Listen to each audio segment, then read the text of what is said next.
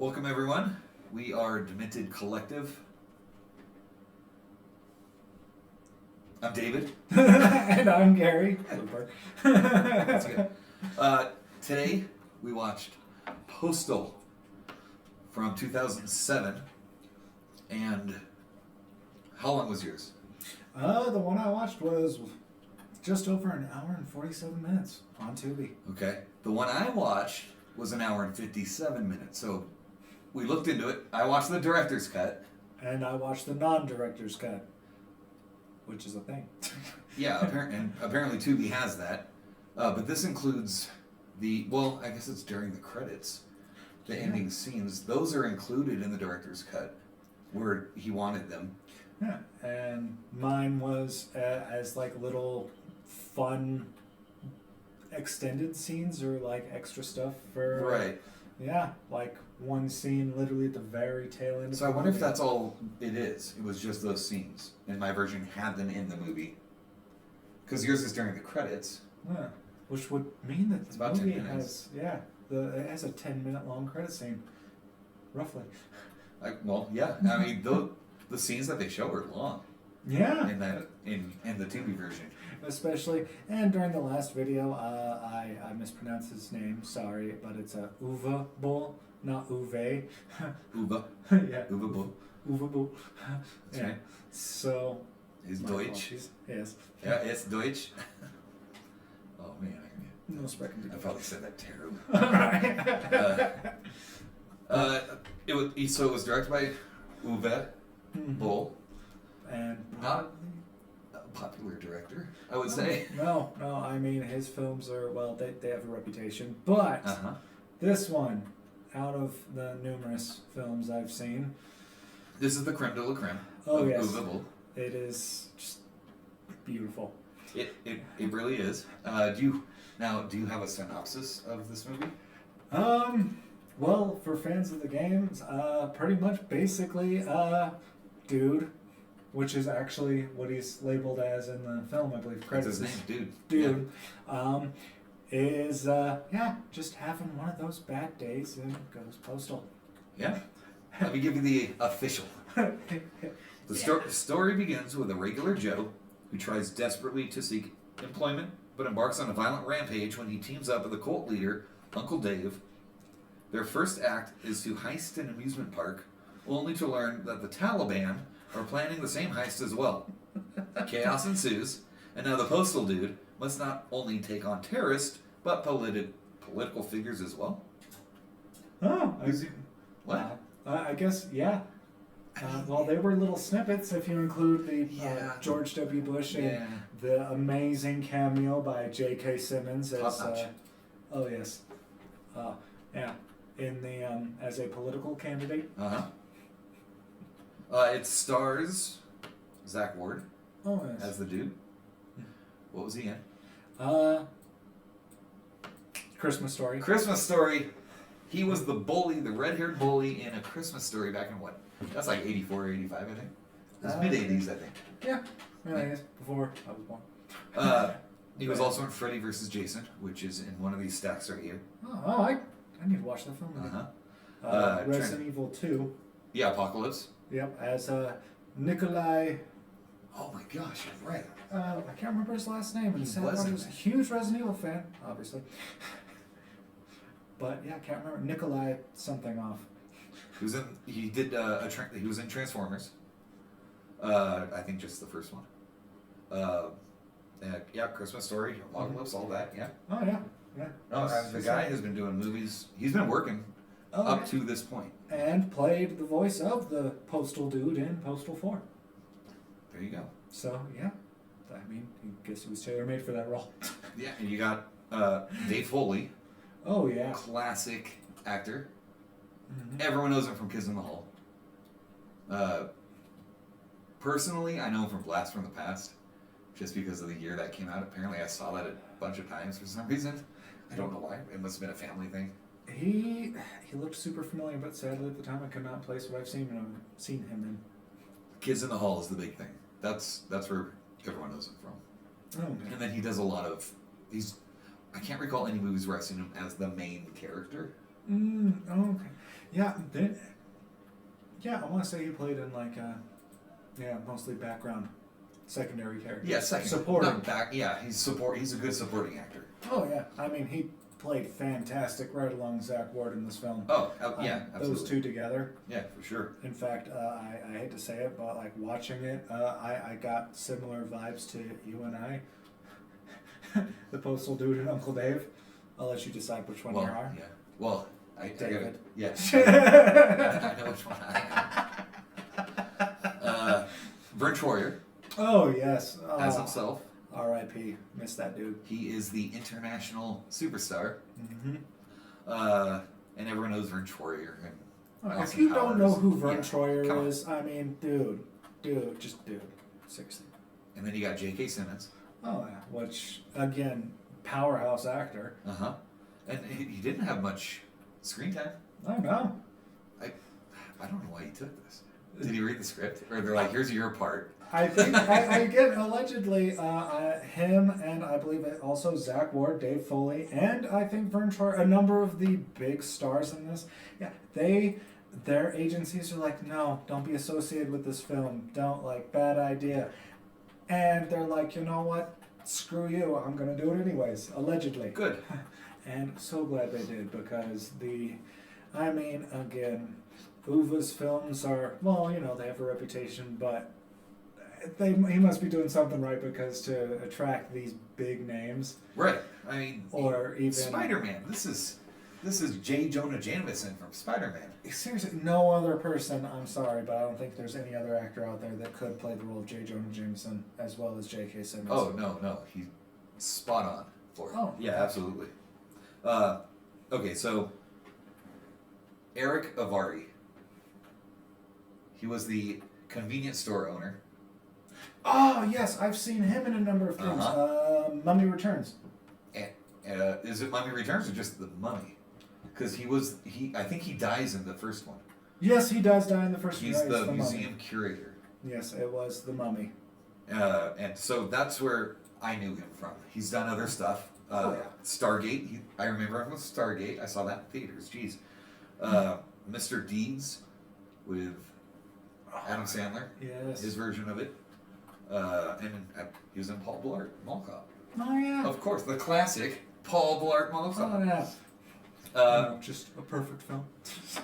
And then there's a bunch of cameos. They're not huge roles, and they're maybe on screen for a minute, something like that. Oh, yeah. For instance, executive producer of Running with Scissors Studio, Vince Desi, makes a brief cameo in it, berating Uwe for what he did to the Postal game adaptation in the film, but it's beautiful. Lindsay Hollister. Oh, yes. Now, have you ever seen the movie, this is where I know her best from, Blubberella? No. Oh, we're going to have to do Blubberella. Okay. Oh, we're doing Blubberella. There's a lot of films we're going to just have to add to a list. We really need to start making a list. We really do. We really do. No, she was on Nip Tuck, the TV show. Okay. Get Smart, the movie with Anne Hathaway. And the comedy guy. Steve Carell. There he is. So sorry, I forgot his name. I mean, yep. that dude is. I forgot it too. I love that dude actually. Is he? 40-year-old virgin. Yeah. That waxing scene. Oh man. Kelly Clarkson. I saw that in theater. I remember that. Rick Hoffman as Mr. Blither, the interviewer.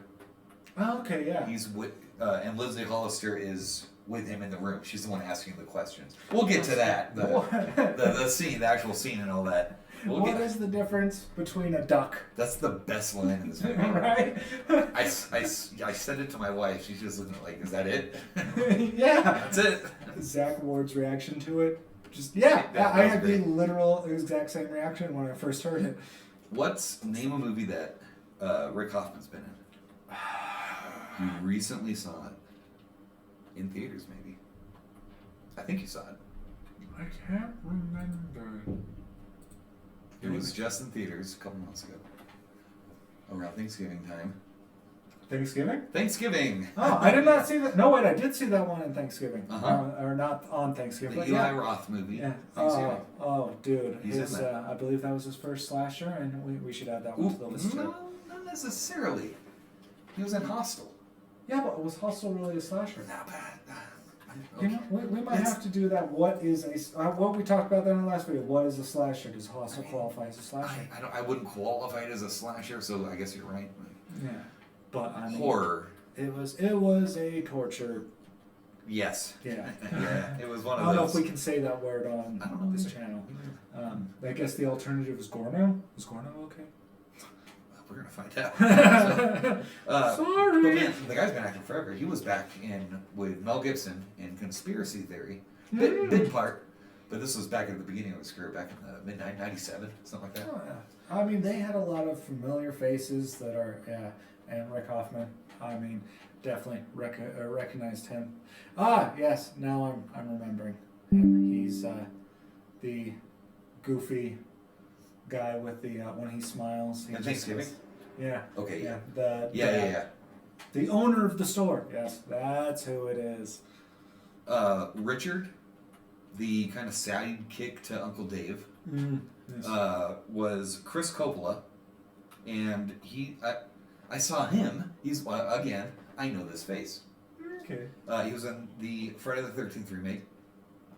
He did Beowulf. Oh, the one where Angelina Jolie was the name of the movie. Grendel? Something like that, yeah. Grendel? I'm not too... I'm pretty sure it's not Grendel. I'm not up on my Norse mythology. So. No, I will have to... maybe we should bring Christian on as a consultant because he digs that stuff. Okay, great. Just, yeah, we'll insert a little snippet here of like, hey, what's the name of that chick that, or that person that Beowulf fights naked? Perfect. I love it. He did Polar Express. Tom Hanks. Yes. And a throwback to connecting it to Sleepaway Camp. He was in Garlic and Gunpowder with Felissa Rose. Oh. That was in the teens, 20 teens, somewhere in there. 17 or so. Something like that. Okay. Michael Pere, who was the panhandler guy. Who was always trying to bum money off the dude. Yeah, like, hey, come back here. And he was in get out of here. The welfare office with him, that sort of thing. Yeah, butter on my pen. Yeah, he did. He's been in some big movies. Yeah. Gladiator. Oh yeah, with Russell Crowe. Oh wait, no, sorry, wrong. Oh, I'm wrong. That one? No. I haven't seen that movie. No, you're right. Oh. That he was not in that movie. Scratch that. He was in Kung Fu Slayers. Okay, so this is the guy who's done a bunch of B movies.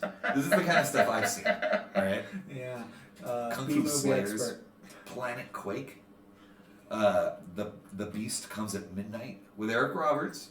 That one actually does sound familiar. I think It's got Eric Roberts, who's done like I think it's up to 800 something movies now he's in. He'll take any role. Yeah. I love Eric Roberts. Mm-hmm. And Beyond the Resonator. So he's done some full moon stuff. Full moon productions. Okay. And the guy, he's done over 250 acting credits. So he'll work. Yeah. If you need a guy, you call this guy. You got your officers. And Ralph Mueller was in Gladiator. Okay. He's the German cop. Yes, the one that is sitting there, usually reading a magazine, I believe, during the majority of the film. He's doing something. During the first portion of the film. He did Cyborg with Jean-Claude Van Damme. Okay. Universal Soldier. No, yes. Also Jean-Claude Van Damme was in that one? Was he? Or was that... Why am I thinking Kurt Russell? Oh, no. When I think Kurt Russell, I think The Thing. Yeah. It's Kurt Russell, right? Yeah, it is. I go straight to it. Escape from LA or New York. Oh, yes. Snake Plissken's? Yep. So, let me know who it was in that, I guess. The Tourist with Johnny Depp and Angelina Jolie. Ah, yes. He was in there. He's just one of those bodybuilding guys. He's German, he's big. They use him for that kind of role. Oh, yes. And he's been doing it since the 90s. Seymour Castle as Paul.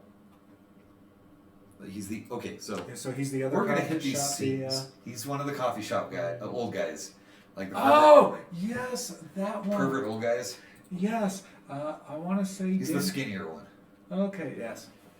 He, Dick Tracy, in '91, maybe late '80s, with Madonna, and the guy who played Dick Tracy. I can't remember his name right now. Stuck on You, Matt Damon. Oh, okay. Rushmore. It was a comedy, somewhere in the 2000s, I think. He died in 2019, but he had a good life. He was 84. Oh yeah. His first movie was in 1959. Oh really? First movie, Man on a String with Ernest Borgnine. Holy crap! So he had been acting for at least. If he was started in '59 and continued acting at least until 2019, that'd be 60 years. He had a heck of a career. Yeah. 6 decades. Cheers to you, buddy. This is juice. Yep. Larry Thomas as Osama bin Laden. I've seen him in a number of things. I just can't place. I was getting him mixed up with what's his name? He played in Super Troopers. He was the cop. They're all cops. the head of the state troopers. Brian Cox. Okay, I was thinking someone else from Super Troopers. Yeah, I know. I two completely different people. It's not that they look alike, but for some reason I looked at him and I thought Brian Cox. The only things I really noticed that I've seen him in, Austin Powers. He was on Austin Powers. Oh, yes. And a movie that you've never seen, I can tell you right now you've never seen it. And I bet you 90% of these folks haven't seen it. It's called Fart, the movie. F.A.R.T. Is that the one where the guy just goes around farting on stuff? Have you seen this? I've seen snippets of it. It's from the early 90s. Yeah, yes, that's this guy. Oh my gosh, yes, I did actually see the fart. I think it's on Tubi, so if it's not on Tubi, it's probably on YouTube by now. Yeah, no, I believe that's actually where I saw it was YouTube, and just saw it, and it was one of those bad, like, okay, give it a try, and then unfortunately people was like, come on, dude, let's watch something else. Yeah. And then further on in the movie, there's other characters that I'll probably touch on. Here's where you might have seen them. Probably not, because they're not really up there. Some of them didn't even have headshots. Oh yeah, no, So. it's sadly, but yeah, no, this film, I mean, Uwe pulled like A-list and B-list, and actually, yeah, some noticeable A-list and B-list actors. People popped into it, yeah. Yeah, and not to say if you're a B-list actor, that's a bad thing. I mean, It did not do well when it originally released. Yeah. When did you first see this? I want to say, actually, it was about 3-4 years ago. Okay. I I saw it when it came out on DVD in 2008. And that was the last time I saw it until about today. I watched it again today to be prepared for this. And I watched it last night, and because I needed a refresher. And there were some things noticed that I didn't notice the first time around. So. Oh yeah, yeah. I mean, there's certain scenes that stand out, and that's what I remember from my first viewing. This viewing, I went in. The cat. We're gonna get. There's so much stuff in this. Oh, there's a lot to unpack, so buckle up. Okay, let's just get into it. Yeah. This is a long movie. It is. For this kind of movie, it's long. Yeah. It kind of felt a little too long to me. Yeah, almost 30 minutes longer than the Sleepaway Camp that we reviewed. Right. And that was a long episode. So let's hop right in. Yeah. Where do we start? Well, opening scene is probably one of the most controversial. I love this scene. Yes, it was hilarious because a lot of it was poking fun at the people that caused this incident rather than the actual incident itself, I would say. Mm-hmm. But also, so this film is a satire and should probably also be political satire, big time. Spoiler warnings, probably should just include that in all our things because we are doing a full review. Opens up with 2 terrorists hijacking a plane, or already have hijacked They have hijacked it. Yeah, they're flying it. And as they are flying it, they are talking about, how many virgins they get in the afterlife. And the dispute goes from like, I was told 100, I was told 99. Uh-huh. So they call Osama, who says he can only guarantee 20. Uh-huh. So they decide, screw it, and they want to go to the Bahamas. At this point, the passengers rebel and take over, or fight off said terrorists, and unfortunately crash into, well, the World Trade Centers. yes. Yep.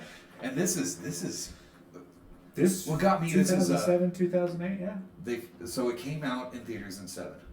Mm-hmm. So they probably filmed it in 6, something like that. I think it hit the U.S. 2008. Did it? Yeah. Okay, because I know the DVD released in 08. That might be the date I had, was the release date of the DVD. Okay, yeah, that's when I ended up seeing it, and it only showed in what 50-something theaters in the U.S. Not a lot. I mean, because again, it is an Uwe. Right, and it was very what they were doing here. Just this opening scene. We're talking 5 or 6 years, so this is still fresh in people's head. And on top of that, the trailer that unfortunately got showed didn't show the satirical part of it, from my understanding, which actually, correct me if I'm wrong, but Uwe was not a fan of, because it showed the tail end where the plane is heading towards a guy who is unfortunately washing the windows of the World Trade Center. Yeah. And he wanted, the more context of the scene with the, terrorists, because that was more poking fun at them. Yeah. Rather than the situation that occurred. Right. So, yeah, I think generally speaking, he's making fun of terrorists. Yeah, and it's not making fun of the actual tragedy. No, it's again, it is a political satire. So again, making fun of the politics of the some of the stuff we're gonna get group that committed that, or the politics of terrorists. Yeah. Even some U.S. politics. It's just it's a comedy through and through, and that's what satire is. It's a comedic look on the events of the time, I believe, is the best way to look at it. So we have our funny, explosive opening. Quite literal with the explosives. Yeah. And then flash forward a few years later, I think it is. Yes. Yeah. I'll follow you on that one. Yeah. I don't. Because I'm pretty sure it was or not too. So flash forward, not too long after. I can't remember. But because again, this was a more lengthy film, and that opens with the dude looking for a job with his. Well, first we open with his wife. Oh yes, talking crap to him in the trailer. And I believe she is literally titled in the credits as bitch. Yeah, I believe so. And that is also her name in the games or game. And you never actually see her in the game. Oh, I don't think. It's been a while since I've played Postal. This is based on Postal 2 mostly. Okay. And I have the game. I have it somewhere. I just need to install it and play it again because I love this game. And I can't recall ever seeing her. You can hear her voice and yelling at it and stuff. But I know they did say they wanted a woman of her portions because that's what I guess a lot of people. Associated with bitch. The voice style, and what she's saying. Yeah. She's just talking crap to him. And it's not kind of sets up just the a kind of day. derogatory term. That's literally her name in the credits. I guess so. It's setting up the kind of day he's gonna have. Yeah. He stuffs with poop. He drinks bad milk. Yeah, he gets a trailer park violation from his neighbor. Yeah, literally, the opening thing is just a setup for our scenes, are just a setup for dude's really crappy life before he turns into Postal dude. Well, and the guy's gonna complain that they were having sex after 10 a.m. Yeah, and dude's like, I wasn't even home. Joke's and it kind on of hits you. him. I wasn't even. Yeah. At that point, it's like, oh, dude. And then you get to cut to Uncle Dave, I believe. Well, first we're going to J.K. Simmons. Oh yeah, J.K. Simmons. Introduction of J.K. Simmons. Convenience store, doing a political candidacy. And he's doing some conspiracy theories, and there's stuff in the Pentagon's computer, and I'm not going to say the word, but it's bad stuff in the Pentagon's computer. Oh yeah, he goes on a like huge tangent. Oh, I yeah. mean, he's on his soapbox and he's on one, but He's trying to start a new party. yeah, I think The it's political called party. the FU movement or something like that. I might also be censoring myself slightly just in case. I believe we're allowed to say it after 2 minutes, but I'm not sure. So Oh, okay. Well, yeah. Hence the saying, you know. yeah, because he doesn't censor it. So oh no. Yeah. And he's standing in front of the convenience store. They seem to do all his scenes in front of the convenience store. Oh yeah. Where Habib is, Habib. played by Eric Avari, and he's the Taliban is in the back of his convenience store. He's hiding them out. They're up to something. They kind of do a scene where they're like, tomorrow we're gonna, in. Yes. yeah, all that, yeah. A whole into the shipment. Like, what is the shipment? And then we'll get to that in a moment. Yep. And there's a lot of cut to Yes. in this movie. A lot of literal like swipes. I've noticed that. You're just in a new scene. This scene's over. New scene. Yeah, but I mean, they tone down on that later on, but when the action really Right. happens. I think they were trying, because there's so much going on, I think they're trying to, or Uwe was trying to, here's everything.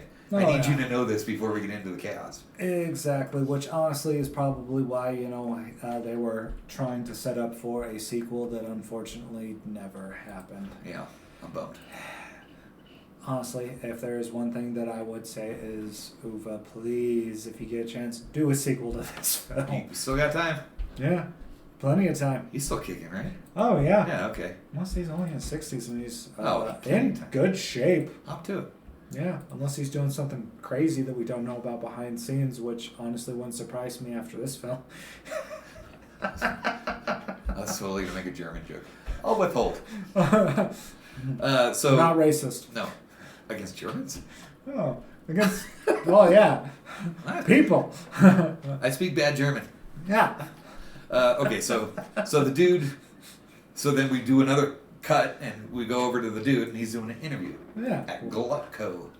Yeah, with sitting there, he's sitting there and clearly intimidated because there's X number of heads on pikes essentially right there. I believe and it's 6. Yeah, 6. And the guy... They're just paper mache though. Yeah, they're paper mache. Oh, okay, looks over. Blood dripping down Blood the dripping down the pole, yeah. Yeah, I was like, no, it's not. So, what is your greatest strength? I'm a team player. I'm team player. Wrong. What is your greatest weakness? I work too hard. Wrong. Wrong.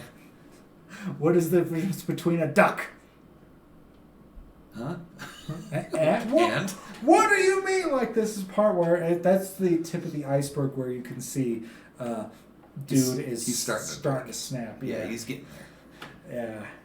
And congratulations, you are now the head, ahead of 15 other people. Oh, great, I got the job. No, we still got like 100 some odd candidates. But then they 150. make 150.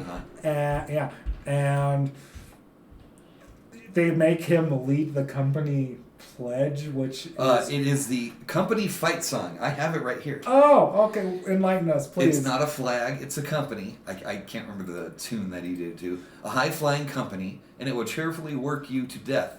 By the time you are old, the pension is sold, and your cube will be your casket. It's a company, a high-flying company. Now please get back to work. and that's how that ends. And then we cut to a whole new scene. Yeah, at that point, I believe it's the coffee shop, right? I think we're going to the hippies now. Oh, yes. Yeah. The commune. Yeah. The denomination of organic monotheism. Also known as Doom. Love it. I didn't see that until now. That's fantastic. Yeah. Oh, that's great.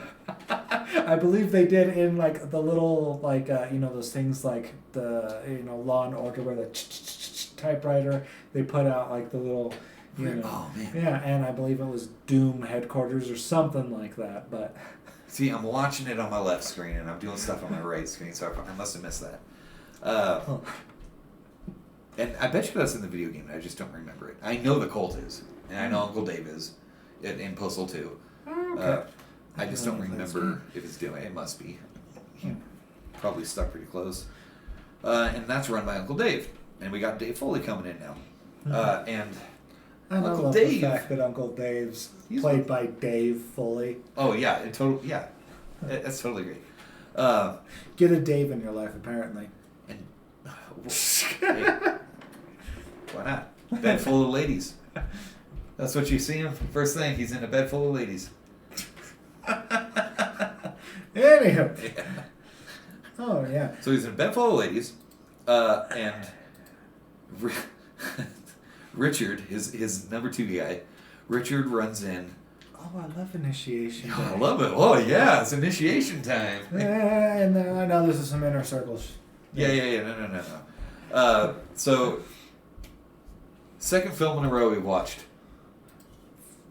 First, well, no, there was some nudity utter. Right. But Get it? second film, another penis. And it's a Dave Foley penis. Flaccid for longer than... I could have gone my whole life without seeing Dave Foley's penis. And I wouldn't have... I'd been fine.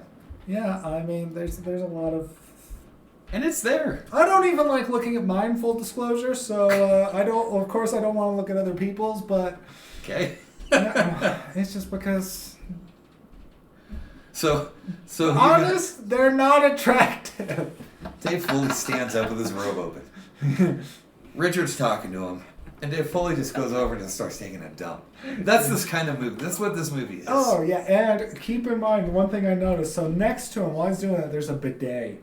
And he reaches into the bidet and pulls out a bag of stuff that they use in that 70s show. What, weed? Yeah, exactly. I think Are we allowed we're to? new to YouTube, so Yeah. If there's anything you can pinpoint out, we should probably just Google that. We but I think really we can talk about should. drugs. Yeah. I think it's okay. We're not condoning the use, sell, or It's part of the movie. showing of, yeah.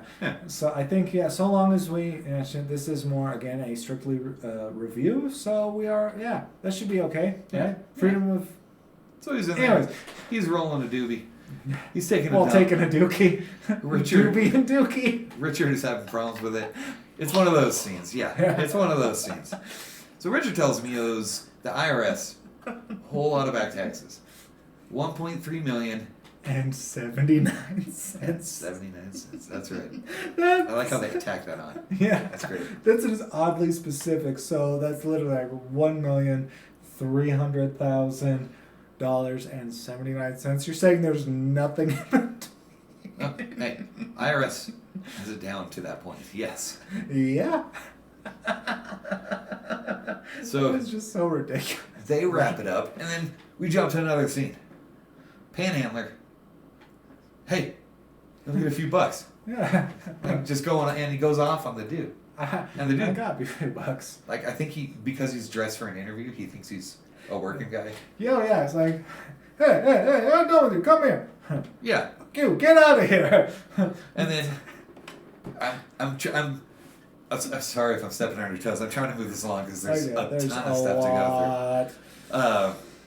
Cops. We jump to the cops. We do just another jump to. It's a scene to scene. Oh yeah, where the one cop, the shorter cop, is going on a slightly. Okay. Well, now, I guess you could say. let me ask you. Okay, his name is Chris Spencer, the African American cop. Yes. What's he from? He is from one I've thing. seen him. Currently, in the past 20 years, all he's done is really done writing. He's a writer now. Did not know that. Don't be a menace to South Central while drinking your juice in the hood. Who was he in that film? Preacher? Am I saying? I think his name is Preacher in it. So the preacher is like Hallelujah, where the two older ladies do a hip hop battle, like dance battle. I think so. It has been years since I've seen Don't Be a Menace. Me too. I need to watch that film again because seriously, I want to see more Wayans Brothers films. But that's kind of most of, and Postal, and he does some TV, but now he's just writing. So he's working. He's still in Hollywood. He's just behind the scenes now. Oh, which is common for a lot of longtime actors. Yeah, Or they end up behind the camera or something like that. Yeah. Oh yeah. I mean, I think that's where most of the cast of Friends ended up. I mean, other than R.I.P. Matthew Perry. Well, yeah, other than him. Other than Jennifer Aniston's still acting. She's still doing stuff. Mm-hmm. Courtney Cox. And Lisa Kudrow. She's what? Directing? Dude, we totally just got on Friends. Nobody cares about Friends. Oh, yeah. Swipe. Yeah. But, yeah. Okay, back to the movie. Yeah, so dude is not the dude, but the other cop dude. The German guy. Yeah, the German guy and the African American guy. So African American guy is going on a racist sounding tangent and gets out of the car to help the lady in front of him at the nudging of his big gentle German teddy bear of a partner, and he brought the shotgun with him. Right. Okay. So he had plans to use it already. We're hitting a stereotypical, what's the word I'm looking for? Racist stereotype. Racist stereotype. Exactly. Asian woman driver. That's two because the stereotype. Yeah. No. So. Hey, my fiance, she drives better than me. So, just want to put that out there. So the cop, blows her away. Literally, what? Because he just unloads a shotgun on her. Yeah, and then it's great. Back into the car like nothing happened. Yeah, and then what he says, okay, I think she called me an N-word. Yeah. Like, huh? Yeah, he did say that. Yeah. So that's why he shot her. Yeah, and I think at that point they swipe again to... We're in a whole new scene now. Yeah, that's when the coffee shop. Right? It's Paul Seymour, the old guy. Okay. Him, and he sees the girl go by in the boots and the short shorts. Yeah, he's like, I'd the badonkadonk. make her look like mayonnaise all over or something like that. Like, it's just these two old perverted men. They kind of pop in and out throughout the movie, just making sexual jokes. Yes. It's hilarious stuff. Dirty old men. Yeah, it's dirty old men jokes. Yeah. And then you're in the coffee shop. Okay. See, there's a lot to unpack here. That's why I keep getting these scenes mixed around. But before we get to the coffee shop, let's take a break. All right. We'll be right back to the Demented Collective. Where were we? Coffee shop. Coffee shop. We're at the coffee shop. Yeah. What happens at the coffee shop? Again, what's that actress's name in the thing? Where she... The barista? Yeah. Her name is Jackie Tone. I think I'm pronouncing Tony it Tone? T-O-H-N is her last name. Okay. Tone. She was in Glow on Netflix. The female wrestling TV series. Okay, yeah. And The Good Place with Kristen Bell. Who was she in The Good Place? Was she the actress in the medium play, or the person in the medium play? She is not a reoccurring character, so she probably had a bit part and just kind of popped in on certain episodes. So I'm thinking, the medium place, where not the right. She wasn't good, she wasn't bad. Oh, it's been a while since I've seen it. Fantastic series if you guys ever get the chance. Yeah, it's a fun series. I mean, doesn't stay too long, but also she's still on sounds. that, and those are her. I'm sure she's done other stuff. Of course, with Ted Danson. Right. But back to Postal. Whatever.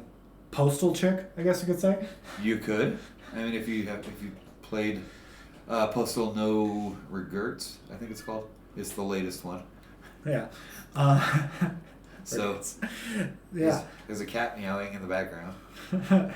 Which is going to be funny when we get to it in a moment. Right, yeah. Yeah, that's right. Okay, so you might hear a cat meowing in the background. Which makes this so much better. But yeah, guy, I want to say he cut in front of dude. In front of Zach. Did he cut in front of him? I'm not sure. Oh, because his drink was wrong. It had vanilla in it. He didn't want vanilla in it. Well, he kept changing his order. I want to... Well, she throws his original drink away because it had vanilla. And then, okay, I'll give you a that new must have drink. been in your version then, because in my version, the one I watched on Tubi, he comes up and he's like, I want... that annoying guy in front of you who's is indecisive, and you just want to grab by the collar and be like, order your damn drink! They're touching on the classic they only got like 10 things to serve, and the guy can't make up his mind. Yeah. It's one of those things. It's a coffee shop. They serve coffee. Yeah. That's a big deal. But in the director's cut, that apparently wasn't in yours, he originally had a cup that says, "Hey, I don't want this. It has vanilla in it." Yeah. But then he says, "Oh, maybe I want something with vanilla." When she's offering him something. Yeah. And so she's sitting there waiting patiently, and so is dude. And then she snaps and is like, "You're gonna have a regular coffee." Hands it to him. Next. And dude is obviously at this point smitten with her because he's like, "Hey, I feel that." And he's like, 2 lattes, no foam. Bam. That's it. Yeah, orders, just knows his order, bam. And then clearly she likes his, he knows what he wants. Uh-huh. So from there, he goes to see Uncle Dave. Mm-hmm. He's kind of hit his point. All right, I'm going to go see Uncle Dave. So he takes him, he gives him the other coffee. Yeah, and, they sit there, drink coffee, and partake. And Dave offers him a deal, or he has an idea of how to make some money. Yeah. He doesn't want to do it, though. Not yet. I'm not that guy anymore. I got, Apparently there was a flag stealing incident. Hey, if Uwe, if you even would do like a prequel to this scene, like give us a little bit more context, I think that'd be kind of cool. That'd be cool. Yeah. Yeah. Like I'm sure the Governor Mansion's flag or something like that. Yeah. Get Rupert Grint as a young Postal dude. That'd be fun. Right? That'd be really fun. I mean, dude, Rupert Grint, Knock at the Cabin. I haven't seen Knock at the Cabin. Oh, dude. We keep going off on side I things. know. Okay. We gotta work on that. Right. This is gonna be like a 2-hour video. Right. Anyways, so, yeah, Uncle Dave offers him a deal to make some money so his cult, Doom, can get out of their IS trouble. Uh-huh. And because at this point, Postal dude isn't just totally postal. He's still just dude. He's just pissed off. He's a pissed off guy. Yeah, he's disgruntled dude. Yeah, at this disgruntled dude. That's a good. Yeah, it's a good way to put it. Yeah, and we're about to get some action. Yeah, we're about to go to the welfare office. Yeah, goes to the welfare office. After this, he's like, "No, I'm trying to go straight at this point." Mm-hmm. He goes to the welfare office, and this scene. I love this.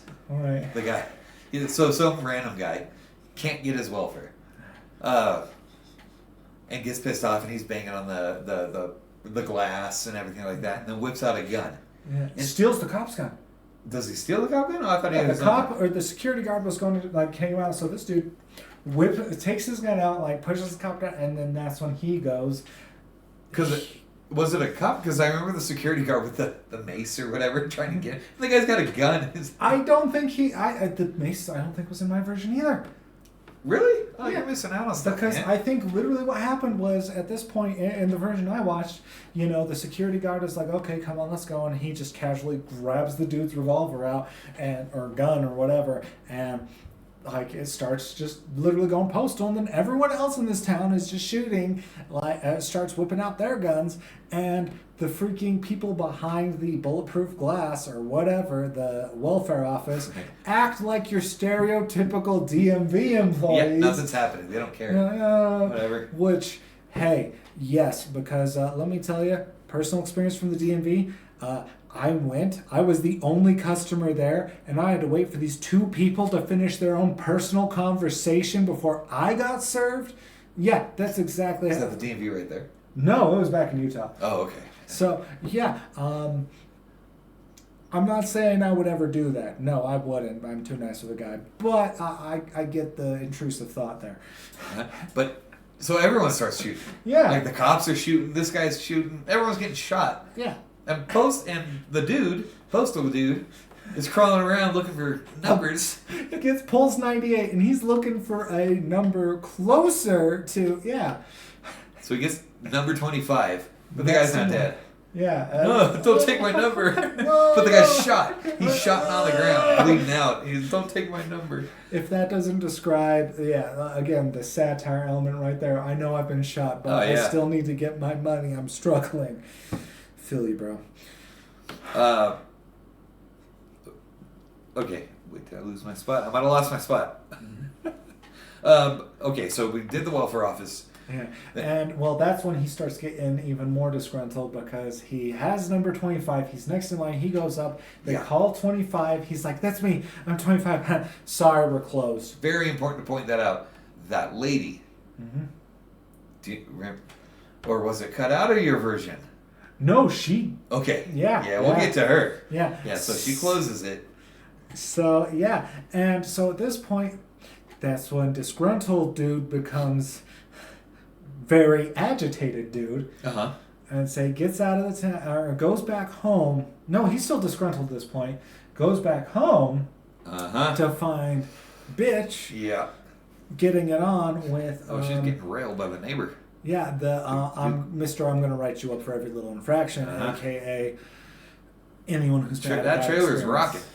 Yeah, and he went knocking. Yeah, the neighbor's doing it. He comes out like it's no big deal. He walks out of the room. Yeah. I'm going to find a wet spot with the flour. There's a bag of flour. He's just pouring flour on her. Yeah, like, and what? And she's looking, what does she want? Like olive oil or something? Yeah. To get poured on her? Heavy set lady. A very heavy set woman. Yes. Hey, I mean, I don't shame what you do, you, brew.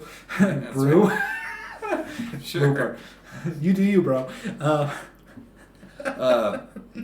So that's just another notch in his I'm getting pissed off. Yeah.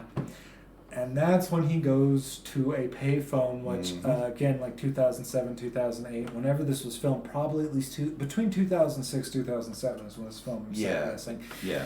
Which... yeah, they still have payphones then. Yeah, I actually used one once. Didn't have cell phone, or they had the flip phone, so you know. Yeah. I was in high school at that era, so graduated 2009. So yeah, that makes sense. So he's just. Up in the workforce. Yeah. Yeah. So so he calls Uncle Dave to like $200 just to get out of this town, and that's when Panhandler. Yep. Shows up, asking for a few bucks. Doesn't have it. He's like, all right, if you're not going to give it to me, I'll take it from you. Pulls out a gun. Mm-hmm. And Postal dude's not having this, so he starts fighting back, grabs the gun, and the guy's like, hey, let's let go of the gun. What are you doing? Yeah, and at that point, the disgruntled dude became very agitated dude. And this is what turns him into Postal dude. The gun goes off. Panhandler dies. We got Postal dude. Yep. Picks up the phone, and while Uncle Dave is having a conversation about, I can't even remember, some nonchalant. Yeah, he's just kind of babbling. He's in bed with the ladies. Yeah, I mean, do you blame him? But so the now Postal dude picks up the phone. I'm in. This is when the film really starts picking up. Yeah, this is when So it was a bunch of lead up of him getting pissed off. How he became Postal, that sort of thing. And now he's in. Oh, yeah. And this is around the same time you find out that what the shipment the Taliban is referring to and what the commune that Postal Dude is in for is a shipment of crotchy dolls, the most sought-after item because it had gone for $4,000. Like one doll for $4,000 on eBay or something like that. Yeah, whatever. Probably copyright. They might have called it something else. Who knows? Yeah, I'm not sure. Yeah. Or they might have just said online auction. Yeah. Yeah. Which is blanket term. Yeah. Everyone knows it's eBay. And if you're not familiar with the Postal franchise of games, a crotchy doll is a penis with balls with a face on it. And it talks to you. Yeah. Some of the lines are... And it's Vern Troyer. Vern Troyer is the voice of Crotchy. He's the international superstar. Hey, only my dad and my priest is supposed to touch me. Yeah.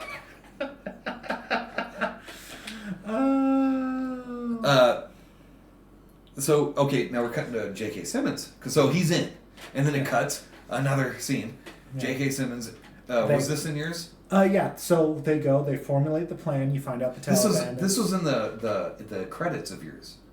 That was an in between point because this is the point where so Postal Dude formulates the plan. They need a steel truck, ironically a postal truck, or the delivery.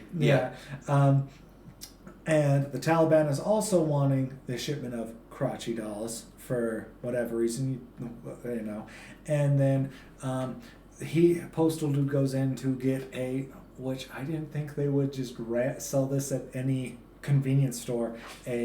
So your version doesn't have J.K. Simmons getting blown up? No, it does, because this is the point where at Postal this point, Dude is... Yeah, because he's looking for the Jimmy, that's what it's called, to get the... He's buying it at the guy's store. A dude runs out, hugs J.K. Simmons' character, and... Because they said we got to get rid of him. Yes. For some reason, I guess. Yeah, that's around the same time, actually, that the Taliban admits or says that they want the crotchy dolls as well. He's having his little rallies or whatever in front of this store, and this is where the Taliban, they don't need him around doing that. So they send out a guy to blow him up. Yeah, and it explodes, and Postal Dude is just kind of like... and then goes and still buys his stuff anyways. Whatever. Yeah, so that part was in there. The extended speech where Habib and... comes out and talks to him? Yeah. Okay, that's they give the, fuck you. Fuck you too! Thank you! In the Tubi version, that's in the credits. In the director's cut, that's in the movie. Yeah, it's kind of an interesting comparison, like side by side. Yeah, these different versions. All right, I like it. That's cool. Yeah, I'm kind of glad we both watched different versions. Well, yeah, we'll have to do this again, like later on for other films. Yeah, but for when he was stealing that truck, the wheelchair guy. Oh yeah, the wheelchair guy. Harry, I think his name was. Yeah, I think it was Harry.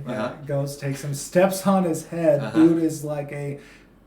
But like Harry's this like side character of one of the cops. The cop is like his pimp or something.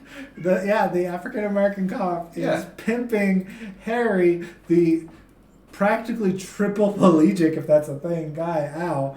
No disrespect to anyone who has a disability. He just kind of grunts. He doesn't really do anything. And he just barely he can move that one hand. Like that's all I've seen him do. Well, and even then he needs a little bit of a nudge because like the cop nudges his hand and you know what I mean? Yeah. Well, the cop picks him up in a minivan, takes him home to his garage, and just leaves him in the garage. After Postal Dude uses him to step over this freaking fence to steal the postal.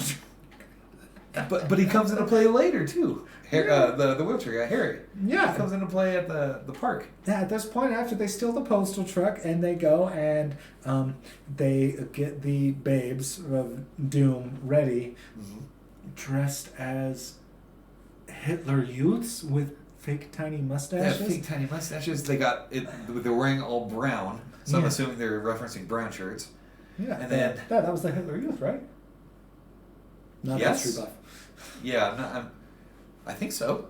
Yeah, and by the way, fun little thing. If anyone noticed, did you notice that one of them, instead of wearing the tiny little mustache on their under their nose, they had it on their chin, and Postal Dude's like fixes it for her.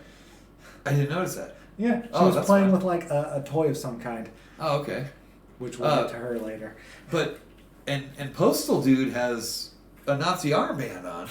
Yeah. And a mustache. Yeah, and so does Uncle Dave. Does not wear the Nazi armband, but he has the tiny mustache because the entirety of the time Uncle Dave is still wearing. I swear, he never not wears hippie garb. Well, Postal Dude has a peace shirt on while he's wearing a Nazi armband. Yes. And a Hitler mustache.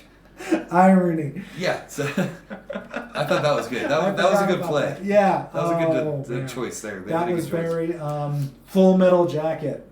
Yeah. Yeah. Absolutely. So, Dude is explaining his plan on what they're going to do and everything like that. And they end up in Little Germany, the amusement park. German flag, colors, and Little Germany over Holland. I'm going to post a picture right here so you can see that what he just said. It says Holland, but they painted over it, but Germany. Which probably a reference to, some World War II stuff. Again, not a history buff. Well, I know that Germany did invade Holland. I think they're called the Netherlands now. I don't think it's called Holland anymore. Oh yeah, well it's probably no. Holland is still considered Holland because that's where the Dutch come from.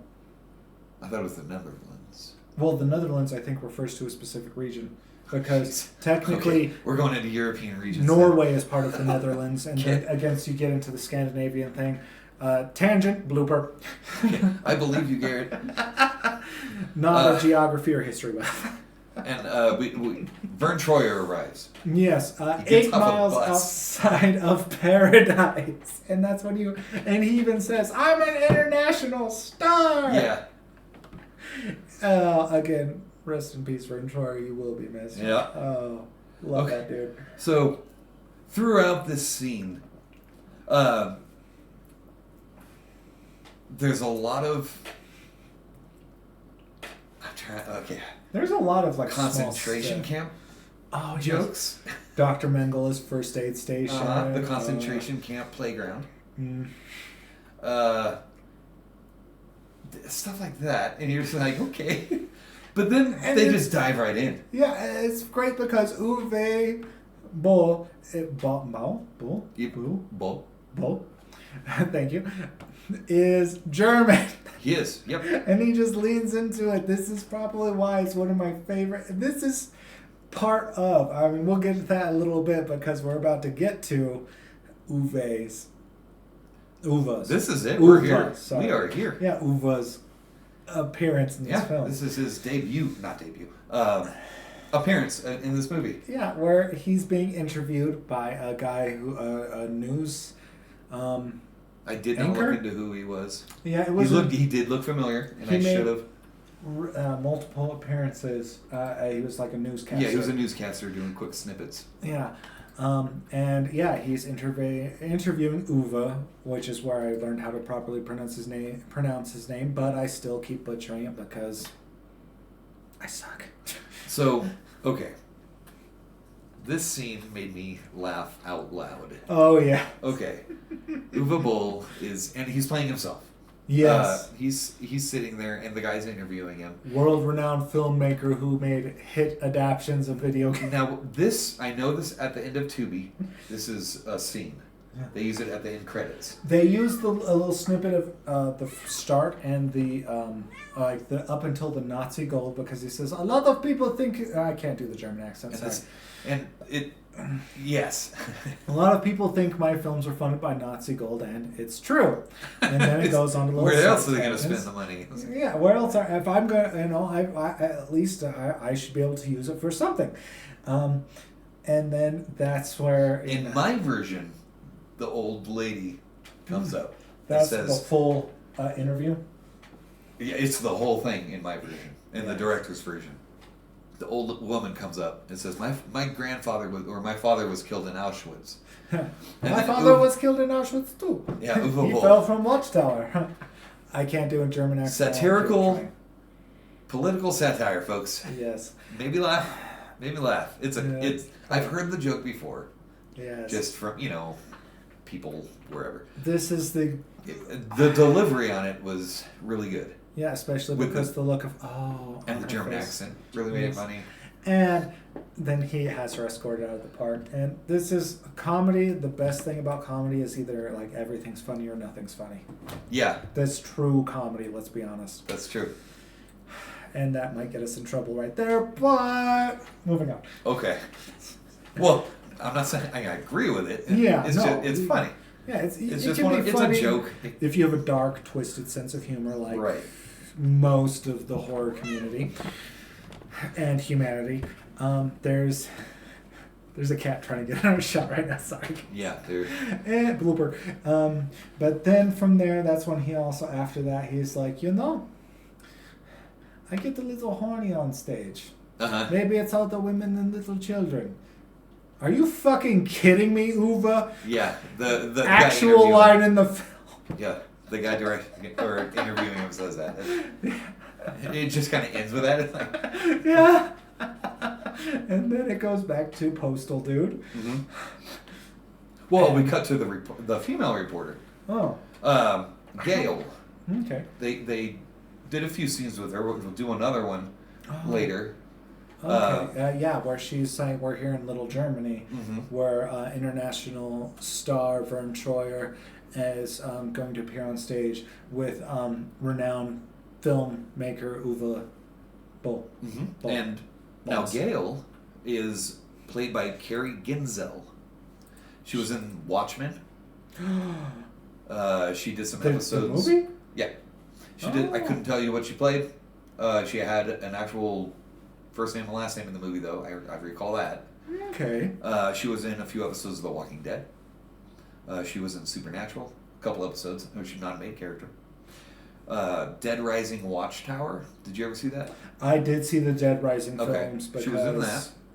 I love terrible video game adaptions. This is a me and him thing. It's good. Psych. Psych. She was in one episode of Psych. Season 7, episode 7. It's the bachelor party for Carlton. She plays Rosa, and she might have been a date for Sean. Okay. We're totally in our own thing right now. Hold on. I need to watch that one. I mean. It's just one episode. Oh, it might have been Gus, because I feel like Gus dated Rosa. Okay, it might have been. I don't know. Unfortunately, I don't recall as much of seasons the later seasons between 6 and 8 of Psych. Okay. But I mean, a lot of especially the big 80 star cameos. I'm talking Judd Nelson, Ali Sheen. I'm sure there were way more than that, but I can't recall off the top of my head. Yeah, off the top of my head. I Breakfast Club fame. I watch Psych all seasons once a year. Yeah, it's one of my we top should shows. Review Psych. Oh, I'm adding it to the list. Yeah, we could. We'll talk about that later. All right. Now, okay, I have a question though about the armbands. Why did they do that? The mustaches and the armbands. I don't. What was the reason behind it? I know it's Little Germany, and they're doing like a not even. They didn't really give one. They didn't even say it was Oktoberfest or it was just okay. Little Germany, they're doing their own thing because apparently stereotypical Germans do all that stuff. Which, hey, if you guys get the chance, you are not allowed to do that stuff in Germany. Oh no! That is illegal in Germany. If you go to if the chance to go to an Oktoberfest, I mean the brewskis, the authentic Wurst. If I can find the video, I'll put it right here. There's a video of it's a parade or something like that in Germany, just normal parade, and there's a woman raising to wave hi to someone, and she's waving hi, and there's a cop who just puts her hand down because you're not allowed to do that. Oh yeah, if you're not allowed to do that sign anymore in Germany. No, I'm not gonna. Yeah, I corrected myself there, but yeah. Which, hey, I mean, But this isn't Germany. It's Little Germany and somewhere in America. And I think they're in Arizona. So I mean, a lot of it alludes to, I think, again, like later on, geographically, we'll get to that. Because all the license plates are Arizona. And one thing we skipped over is that Osama bin Laden was talking to George W. Bush earlier in this film about finding out which pipeline to blow up for tax purposes. That's right. Bush needs some money or something, so he's calling Osama, hey, would you mind blowing up these pipelines over in Iraq or whatever it was? Yeah, and on top of that, George W. Bush has 2 Lego tower-like structures, and he's playing with a plane, and then he just casually into them. So the conspiracy theories had started by this point. So they're playing into that. Satirical, political satire. Mm-hmm. So they played into that, and I couldn't tell you when that happened in the movie. I know it was earlier than this. Before, I think the Taliban I think it was somewhere between the showing of J.K. Simmons outside of the Taliban's hideout and finding out that the Taliban are hiding out in Habib's convenience store. Okay. A lot. Okay. So we got the Bush, because that's going to come into play later. The Osama Bush. Huge part, yeah.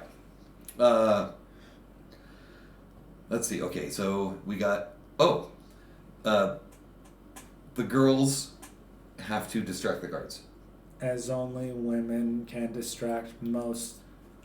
They got to lotion up. They got to put suntan lotion on. Yeah, or sunblock. Hey, let's be honest. Men, we only have enough blood flow to go from one brain to the other. Yeah. Yep. So they distract them, and pull them into the side room. And Vern Troyer arrives to the event. Paid with Nazi gold. Okay, so there's one of the girls, one of the Doom girls, is supposed to be mentally handicapped. She plays an idiot. She plays an idiot. I think it's the one that had the mustache on the chin like a goatee. The girls come in and the dude is like, everything good? Yeah, we took care of it. And one of them this one girl has a brown, what looks like fudge on her mouth. And she says, he did a poo-poo in my mouth. That was not in my version. You gotta see the director's version. I do, because I see her running around with brown on so that's her cut face. from yours. That's why she says he did a poo-poo in my mouth. And I'm sorry, but yeah. Oh, the whole man. Scheisse thing. You missed out. Oh, that's good. I love that. And she says it like an idiot, or like a dummy, or yeah, poo-poo mouth. She's not actually an idiot. We'll get to that. Yes. And then they start stealing dolls. Yeah, they find the crotchy dolls. Yep. They steal them. Start pulling boxes out, but the terrorists show up. Yeah, and that's when it hits the fan, and they try to get the van out of there as quick as possible and away from the terrorists. Mm-hmm. I think this is a good point to try and take a break, because this is a lot of content, and maybe I have a cat that is trying to get our cords right now. Oh, welcome back. Sorry, there's a lot to unpack in this movie, and I won't be surprised if we had one more break in between. Right, yeah. We're only halfway through the movie. Yeah, there's so much, and it's only about 30 minutes long. This is the point, and this is my gripe with the movie. Mm-hmm. I hit this point here. Okay, so there's some action that happens here. Mm-hmm. And after this action hits, I thought, okay, we're wrapping up. We got 10, 15 minutes left. Yeah. Let's wrap it up. It's another hour. Yeah. So it's long. This is a long movie. It's funny. It's awesome. There's a lot. Yeah, there's a lot going on. Best film that I've seen up to this point so far, and I'm talking House of the Dead, Blood Rain, Alone in the Dark. Okay, it's his best video game adaptation. Yeah, he does a lot of that. Yes. What's the one with Tara Reid? Is that Alone in the Dark? It might be Alone in the Dark. Okay, that's what I think it is. I like bad movies. And I like bad acting. It depends on the film. I've seen both. I get, yes, it does depend on the film. I'm a little spoiled because I've seen low budget films that are just phenomenal. One I'm going to add to the list, L-O. An example of low budget but done so well, and it's not that it's bad. The cheesiness plays so well with the film, like the context. Yes. To give you an idea of what I want you to add to the list. Okay. The sort of thing I like. Camp Blood. Okay. We're gonna watch the Camp Blood series. Yeah. Ooh. You know what would be a fun one? There's a lot of them. There's like 8 or 9, 10, something like that. A fun one that I haven't seen but I've heard things about, or good things about. Where as far as bad acting, and since we're on German films, Violent Shit.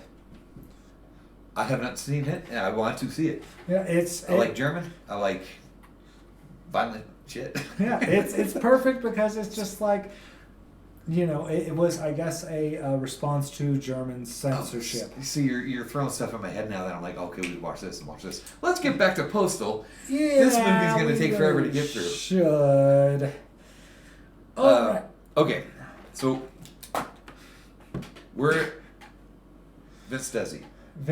At this point, it's hitting the fan at the German fair, and the Scheisse is hitting the fan. It's about to. Oh, it's about to. It's because of Vince Desi. Yeah, Vince Desi takes off. Okay, so the person wearing the crotchy mascot outfit takes off their head, and it's Vince Desi, the executive producer of Running with Scissors, the company that does the Postal games. Mm-hmm. And he says something along the lines of, "You ruined my game," and tackles Uwe. Mm-hmm. Yeah. And this is when at this point, things are starting to get a little heated. The Taliban's in the scene, And he shoots a guy. Yeah. And then he gets shot. Yeah. And then everything hits the fan. Oh, yeah. And that's around this time, bullets are flying everywhere. Uwe says, I hate video games, which is great. What I like about this scene is most of the people getting shot are kids. Yeah, it's stuff you really shouldn't be shot. Right. We don't like kids getting shot. That's a tragedy. We'll put that out there. But, sure, comedy. Yeah. In a movie like this, it's funny. Yeah, it's a satire, so, think American Psycho, but they turned the comedy. Kids getting shot? We live in America. Yeah, it's sad but true. Just look at Colorado's magazine laws. I don't live in Colorado. I got to worry about that. We don't have magazine laws. But, there was that, after a theater shooting, like in Aurora. I remember. Their response was to limit Wasn't that the Joker guy or something like that? Oh, yeah, I believe it was The Dark Knight. Yeah. Yeah, that's right. Yeah, Dark Knight. And so their response was to probably overreact a little bit. You know what? That's a little political statement, but... We're not doing politics. No, we have no political alignment. But that's funny saying this on a film about political satire. Yeah. I'm not getting into gun laws. We live in one of the best states for it, so whatever. Amen. Moving on. Okay, so Uwe Boll gets killed here because he's shot in the nuts. Yeah, shot in the nuts, and he says, as he's dying, I hate video games. Fantastic, because his track record for video game adaptions was less than stellar at this point. And we got a couple nut shots here. Because Vern Troyer runs up and punches a kid in the nuts. Yes, before he gets kidnapped by Richard, who we haven't mentioned for a bit at this point. That's he's true. Kind of a key player. Yeah, he really is. He turns into one of the big key players. Yeah. And he throws Troyer into a suitcase. Vern Troyer's own suitcase. And what's in it? What's a feather boa and a bunch of other things. But the thing is, it's a glow-in-the-dark female pleasure device. It's a dildo. Yeah. On a stick. Maybe we cut in a little spigot of split second of Jeff Dunham's On a Stick with jalapeno. Jose. Yes. I don't know. Let me research stuff. Yeah, we'll look into that. We're new to this. This could be great be real footage. Right. Anyway, so he's stuck in his own suitcase with a glow-in-the-dark dildo, which is about half the size of him. Where Vern Troyer was, I believe, tiny. He was the littlest famous person. Like they're carrying him around like a baby. Yeah. In this movie. The girls will pick him up and just carry him like a baby. Yeah, he was the biggest, littlest person in all Hollywood at this point. Again, rest in peace, Vern. And now, what's cool is he went with it. Yeah. Okay, you can make fun of I know I'm small. And he went along with it. Of course, How many times did they pick him up by his hands and I noticed that too. Or to get him down from the truck bed and that sort of thing. Yeah. They handle him like a child. Yeah, and I believe he was one of the ones where his agent was like, don't do this film. And he's like, no, I want to do this film. And that's why, again, rest in peace, but... But he also didn't take anything from anyone. If anyone talked crap on him, he'd throw it right back at them. I'll shove this right up your butt, kind of thing. Yeah, Vern Troyer was a phenomenal actor. Too soon in context. It had to do something with his health. Yeah, well, his height and his health. Yeah, that's gonna. But that dude was. He knew he was small, but and he went with it. He went with it, but he didn't take no guff. Yeah. And so you know what? And from what I hear, he got the ladies out his personal life. So. Dude, whose line is it anyway? Wayne Brady to rap. That dude, he came up right to booty level. So, you know what? I think let's dedicate this video to Vern Troyer. There we go. Because he was. I like it. With our juice. Oh man, I didn't realize how much I missed him until after this film. I know, right? But anyhow, kidnapped. Mm-hmm. We jump to dude. He runs into the barista girl. Yeah. She's working at Little Germany. Oh, yeah. Serves hey, coffee. Coffee shop. Hey, no foam latte. That's right. And they kind of have a look. Obviously, something's going to kick off there. It's kind of that like, romance, cute meat, whatever they call it now. Cue the romantic music, Yeah. and then he's like, I gotta go. Yeah. So, I think we're at the point where they're on the run now. They're on the run. Okay, so they're heading back to and the then compound. He's in the van that has all the crotchy dolls in it. He's being chased by the cops. And that's when they're on the hunt for Postal Dude. Yes. But who do they see? Sitting outside smoking. Who does Postal Dude see? It's a callback to the beginning. It's the welfare office woman. Oh, yeah. Who closed the welfare office on him. Yeah, the blonde, angry lady. And he's full Postal now, and he just turns right into her and hits her. She bounces off, hits another car in the opposite lane, and then bounces onto the cop car that's chasing them. And then the cops are like, "Oh, was that a dog or I can't remember." Oh, it's just a woman. Scene I don't think that scene was in my cut.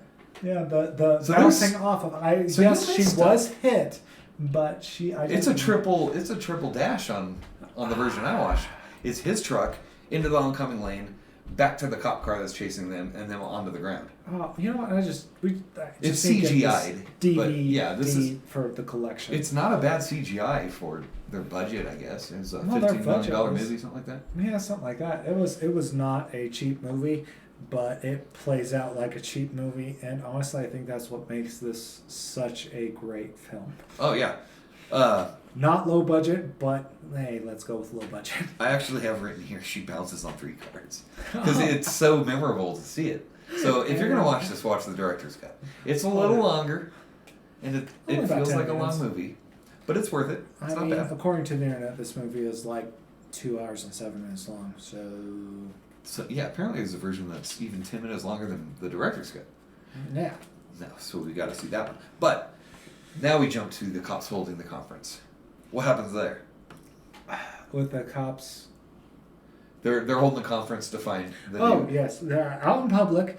They're looking for Postal Dude. They have a picture of him when he was called back to a scene when his wife was being a whore, and he's got like a mullet or something going on. Yeah, he pulls out down a picture and looks at it, and she's skinny and he has a mullet, and so they have a picture of him younger with the mullet, and they're talking about all the stuff he's done, and they even pin the earlier shooting of the poor little Asian lady that the cop did. Yeah, on him, and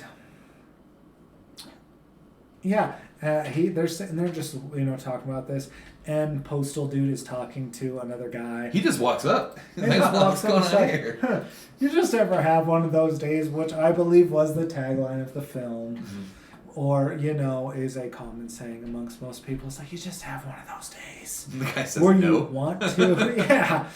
No, we no. Don't condone that, but I mean the going postal. But you know what I mean. Well, the postal thing died out. It was a late 80s, 90s thing because it actually happened. Oh, a postal worker went postal and started the term shooting people. Going postal. And that's where that came from. Yes, it was a guy actually did it. And he was a postal worker. And hence and I mean, I think even the video games were satire on video games causing violence, which we'll actually tune into that in a second. There's a news clip that goes into that, yeah. Yeah. So the crowd realizes who he is. That's the postal dude, and they start chasing him. Yeah. And, so he's running. But the cops are like, I don't see it. I don't think that's him. Yeah, and I'm like, look at the hair. Look at his hair. But the crowd keeps chasing him. Yeah. So I guess moral of the story is a haircut will do wonders for you. Apparently, yeah. Jeez. Yeah. We wouldn't know that. No. So and he hops into a store, runs to the back. Habib's store. Oh, was it that store? Yeah, it was Habib's store because he's like running in. Habib is like, go this way, and the crowd, angry mob comes after him looking for vigilante justice, and Habib points him in the wrong direction, and Habib's daughter goes, "Why did you help him out? Do you want to clean the front of the store again?" They're cleaning up the mess that happened earlier. Valid point. I mean, dude, that's probably got to be. They're still cleaning it, and at this point, it's maybe 3/5 into the film, right, from something that happened a little more than halfway through the film. Yeah, there's some good callbacks. I like it. So he runs to the back. A cop pulls a gun, sees it. Like, get your hands behind your head, get up against the wall, something like that. So dude knocks him out. Or, hits him in the nose. Like, oh, you broke my nose. So then he hits him again. Knocks him out. Steals his gun. Insert clip from there. And steals his uniform. Yeah. If I can, yeah. Yeah, if we can. Yeah. We'll see. So he knocks the cop out, takes the uniform, runs into the crowd that was chasing him. Oh, yeah, runs out, and the crowd comes like, hey, police officer. And at this point, he's like, puts on sunglasses, acts casually, oh, so you went down that way, or something. Yeah. And then he kind of does that, like, I'm coming too. Starts backing out. Exit stage left. Right? You know what I mean. What? Yes. He turned around and ran the other way. Where do we go from here? From there, at that point, it's a little fuzzy from all the juice. Okay. From there, I have Vern Troyer. So he's talking to the ladies, the Doom Girls. Yeah. And he offers a role to one of them. Hey, I could use a role in... That wasn't in my cut either! Really? Oh, yeah. Man. A hot lady in my next film. Wow. And there's two other girls that he's talking to, and one of them says, pick me. I have way more credits than she does. Like acting credits. And then I looked into it. I was like, okay, does she actually? And she does. Her name is L'Oreal New.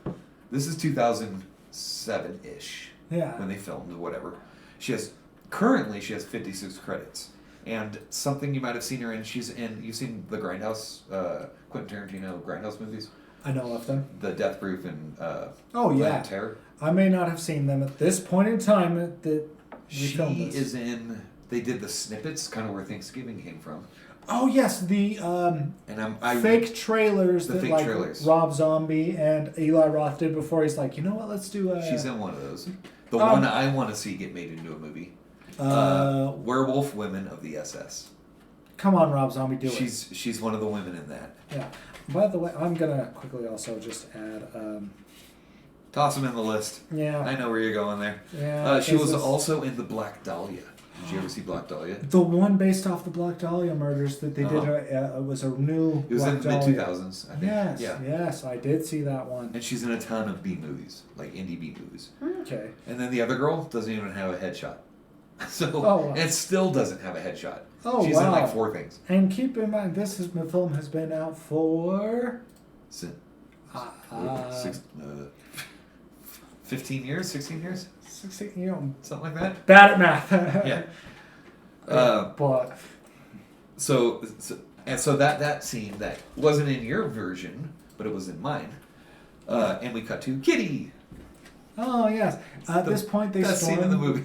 Yeah, they stormed their own. Doom storms their own compound because at this point, Uncle Dave didn't even realize he had a doomsday shelter under his own bedroom. Right. Because the Taliban had taken over. It's not the bomb shelter; it's the God shelter. Yes. Thank you. Touche. So yeah, they stormed their own They stormed their own compound. Sneak into the God shelter, and to do that, they have to get past a couple of the Taliban. And so I love horror films, and this is one thing that's always been kind of weird to some people is, okay, people, yes, it's all special effects, people getting hurt, injured, whatever, murdered, doesn't bother me nearly as much as animal cruelty. Even if it's fake. It's obviously fake, though. Oh, yeah. When it's fake, it's just like, I love animals more than I love most people. But this one is probably my favorite scene involving an animal because it's not technically cruel. And it doesn't show the cat in pain. Yeah. Or anything like that. Postal picks up a cat. Gun, I want to say, is probably anus. In the anus. Cat meows, and he uses a silence from this dude. I think it's the same sound effect from the video game. Probably, because yes, you can do that, but unfortunately in the video games, the cat does not survive. Which is probably what's made it hard for me to It's a video game. Come on. But it's not an actual cat. And it was a mechanical cat they used. It was, for the fun fact, yes, the cat cost $4,500 to make. For this one, we're talking a 10-second scene, if that. Yes, and then at most maybe go highest possible 1 minute to this cat meows and takes out a Taliban guy, pulls the cat off, the cat meows, smoke comes out of its mouth, and sets the cat down, and the cat walks off like nothing. Cat's fine. Cat's fine. So just like in real life. Yeah, right?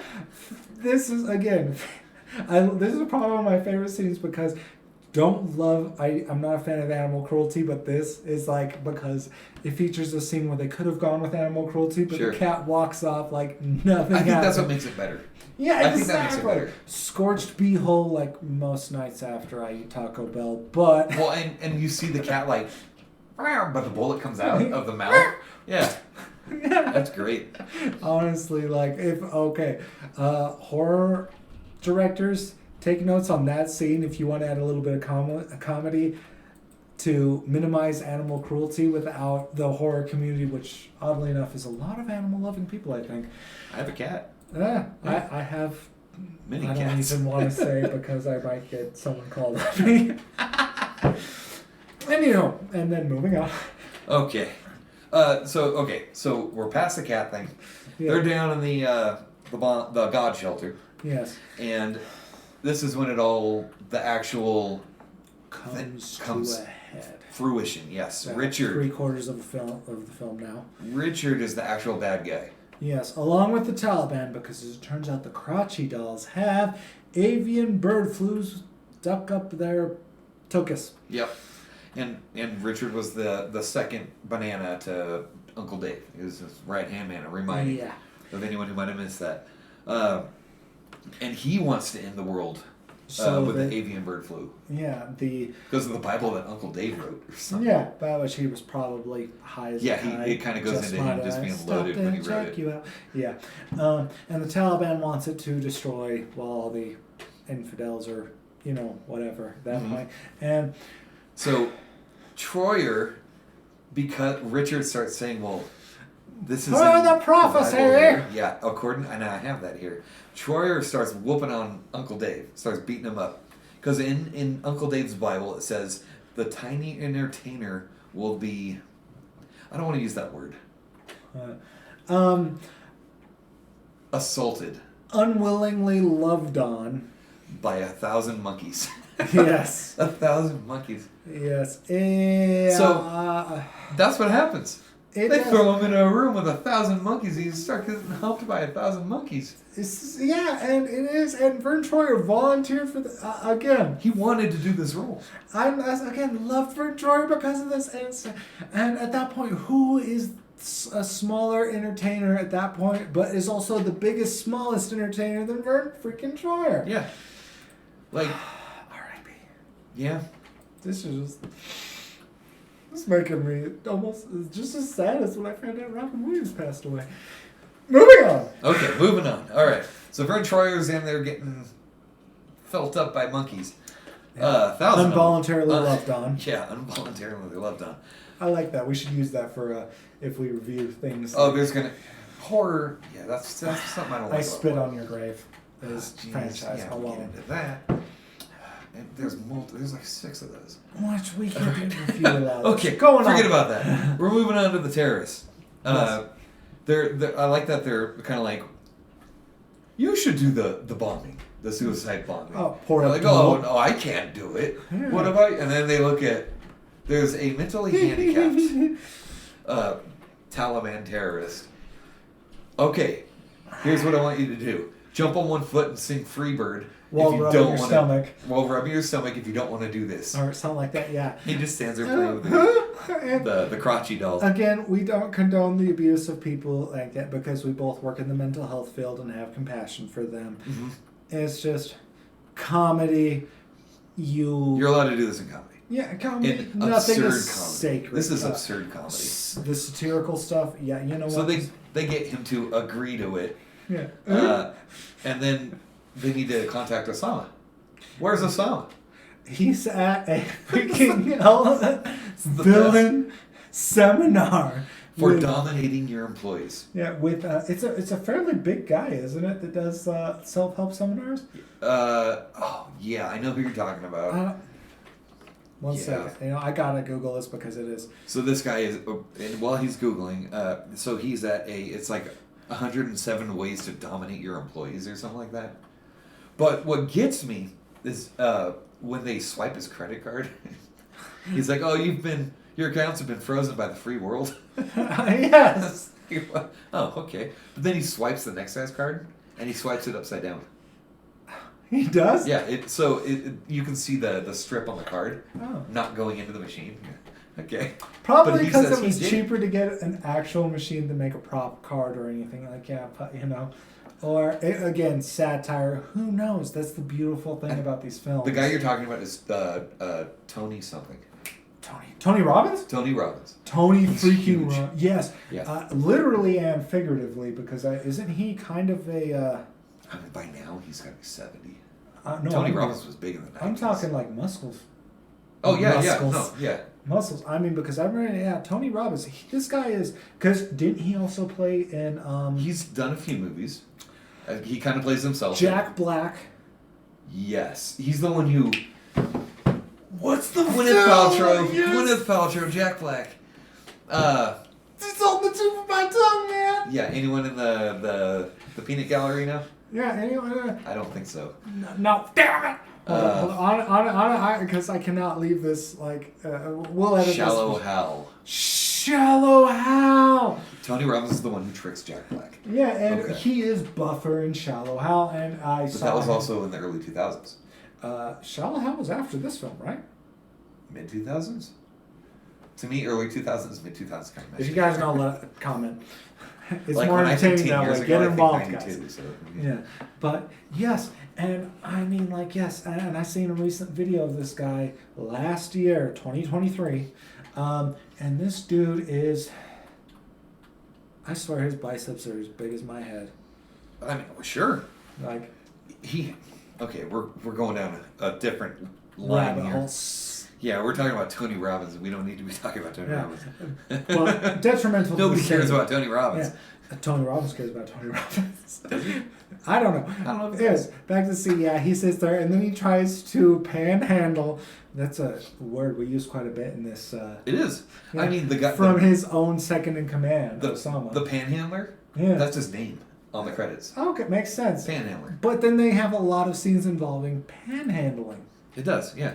Yeah, because Osama tried to panhandle from his second in command. What was his name again? It wasn't Abdul, because Abdul was Muhammad. Yeah. Yes. He calls Mo occasionally. Right. Well, they call Osama Sammy. Yeah. Yeah, Sammy. So, satire at its finest, I guess. Okay, so we're getting away from Tony Robbins. He's not even involved in this movie. So we cut back to Richard. He played that character, didn't he? No, it was just some random guy. It was? Yeah. My bad. Yeah, Tony Robbins is not in this movie. Okay, so we're cutting back. We're cutting back to... You've said blooper like 10 times, dude. I'm not Too much juice. I'm not going to be able to cut all this. Richard, we're cutting back to Richard. Yeah. So we're back in the God bunker. And he's going to kill Uncle Dave. Mm-hmm. Because apparently... I can't remember the reasoning. But it's going to start the end of the world or something like that. Yeah, because according to his rendition of his version of his biblical text, Dave doesn't need to survive. And so before he unalives Dave... But he kills the dude or he tells the dude, I'm not going to kill you. You're not, you're not in the prophecy or something. Yeah. And he kind of changes his mind later. But before he kills Uncle Dave, what does he do? They do sweet, passionate mouth love. Uh-huh. And at the point... Now, Richard is a heavyset fellow. Oh, yeah. And Uncle Dave says that, comes this... Honestly, it's almost like a nice realization that the reason why he was kind of a womanizer throughout the film, that it was at least implied, heavily implied, I would say, was because he was gay. And it's like, you know what? For those that not want just gay though. He's a chubby chaser. He's a chubby chaser. Yeah, it says that in the film. And you know what? Kudos to anyone going through self-discovery. Just like Uncle Dave in those final moments before Richard shoots him. And then Uncle Dave gets one more fill up on a breasticle, and he says, okay, maybe I'm bi. You know what? And then he dies. Yeah. Do you, whatever you're into, don't shame. Don't shame. Just, don't make it public, I guess. I don't know. We'll edit that out. So the dude and Richard have a conversation about, okay, well, you said you weren't going to kill me, that sort of thing. Yeah. And while he's talking to Richard, he's kind of smuggling some explosives. C4. Yeah. Or, can we say C4? No, I think we can say whatever we want, as long as we're not showing people how to do stuff. Yeah, smuggles some plastic explosives, yes, and a potential. It's an implied it's a device, a detonation device into. Mm-hmm. Yeah, as Richard locks him into a cell. And then he gets out. He blows it up, blows the door. Some ingenious, I would say MacGyver level ingenuity. He knew this was coming. He's pulling wires from everywhere. Oh yeah, minus his own tuchus, and he opens the door. Sees the ladies of Doom. 4 Doom girls. Yeah, because the 5th one couldn't wait. She had to.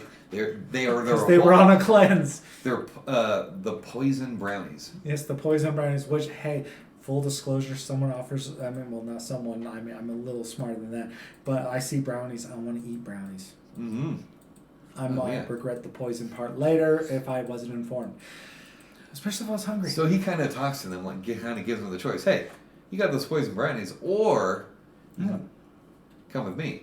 Yeah. So they join him. Yeah, and at this point he rips off the sleeve of his shirt, because the other one got blown off in the explosion, to reveal a pretty gnarly anarchy tattoo. Anarchy?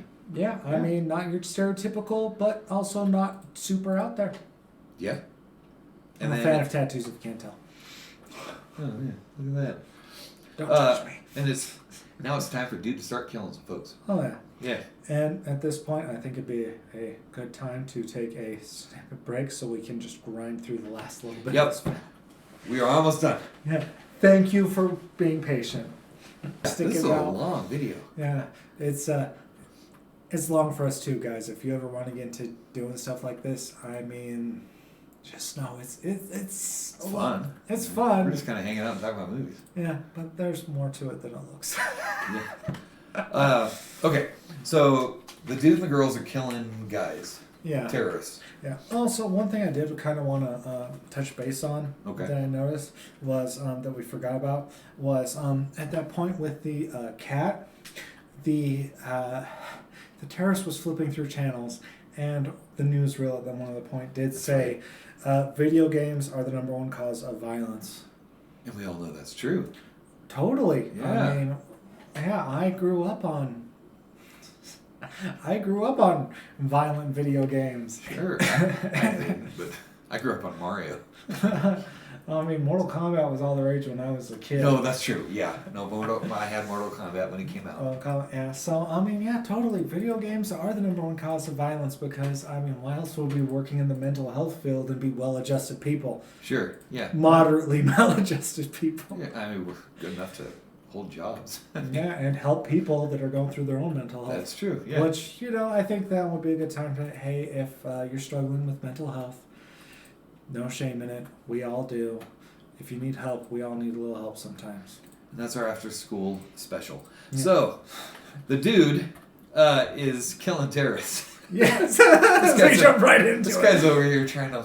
Okay. That's it's good. Go back into it. I love it. The girls join dude, and instead of Richard, and 2 of the girls kill each other. Yeah, that was beforehand because it was the whole scene. That was just shortly after the whole cat scene. 2 of the girls are like, yeah, it was. So rewinding a little bit, 2 of the girls. Was it before the cat scene? Yeah, no, it was after the cat scene because it was. The dude goes, which we are both firearms enthusiasts. The dude. He, shoots a couple guys, pulls out a revolver. I want to say it's easily a .44 Magnum. Oh, yeah. And then fumbles it, which, we like firearms and we have had fun with firearms, but we also know firearms, basic firearm safety. Never have I ever fumbled a firearm to the extent that he did. Right. This is the sort of thing that only Star-Lord happens in movies. from Star-Lord from Guardians of the Galaxy. If you're dealing with a firearm, you're very careful. Yes. But he fumbles it, and at that point, the babes of doom start going, mine, boom, Uh-huh. and they start picking off the terrorists. Yeah, and then he recuperates with his firearm and takes out one. Which this part I found a little funny. He shoots a guy with a freaking. I'm positive it is a 44 because I have one. And you can't fire that shit one-handed, but 44 or 45? 44. It was a revolver, man. Oh, I know which one we're talking about. Yeah. Okay, yeah. He sits there. He fires at one hand, and the guy, the terrorist, and then runs off. No, you're down on the ground, probably. Yeah, this is movie magic right here. Yes. Most gun stuff in movies is movie magic. And then that's when the dude and two of the babes run out. I think it's safe to call them babes. That's probably their denomination. Doom babes, yeah. Doom babes, yeah. Hashtag Doom babes. And then one of the girls says, and I'm quoting a line from the movie. I'm not disparaging people of any type of mental learning. Says, you're not actually retarded, are you? You've just been pretending. And she smiles. Then this girl goes, mine. Bang. And She shoots her for that? yeah, See, that I was like, right what? in the chesticle. Yeah, I saw, yeah. Yeah, and then the girl refers to her as a term favored by people overseas, which is... Oh, the Aussies really like it, yeah. Aussies, British. Let's be honest. Anyone that's not American Yeah. loves using this term, the big C, and shoots her in the head. Yeah, domes her. Yeah. Yeah. And Doom Guy just looks back at casuals, or Doom Guy. Dude guy. The dude. Yeah, the dude. Not to be confused with the other one. Postal dude is like, they'll catch up and just... Yeah. Whatever. Moves on. It moves on. Yeah. But then, okay, so the dude still has two girls with him. Yeah. And they go out to his car. Oh, yeah. Later on, fast forwarding back to where we were, and one of the Doom babes starts making out with him. Yeah. He's like, no, go home, live your life. It's like, he's a solid dude. Okay.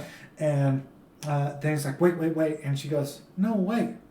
What, are you married? Yeah. And he says, because you're married? And he goes, no. What's her name?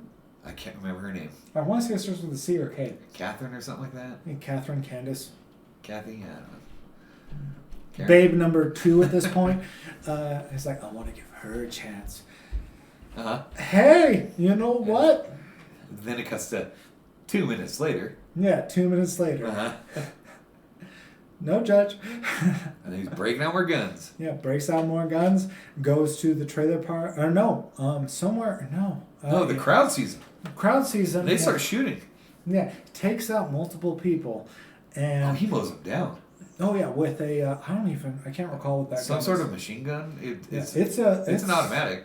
It's a classic one. It looked like it had a drum on it. Yeah, if you play Call of Duty, Not a Tommy gun, but Yeah, and like I say, if you play Call of Duty, you know this gun. I know it too, and I can't But- think of it. It's one of the it's an M's. MG. Maybe. If you know, that sounds right. comment, because we cannot think and we're trying to power through this. Yeah, we only got a little bit to go. We're almost there. So, mows him down. Coffee shop babe, postal chick, has a gun pointed at his head, and is ready to take him out. And he says he's trying to save the world essentially from terrorists and cults. And she's like, yeah, right. And then of course one member of the Taliban and one member of the Doom cult comes up trying to murk him, and he just takes him out 1-2 like it's nothing. Uh-huh. And she's in. there's like, okay, yeah. Yeah. Cool. So All right. Here's my favorite scene.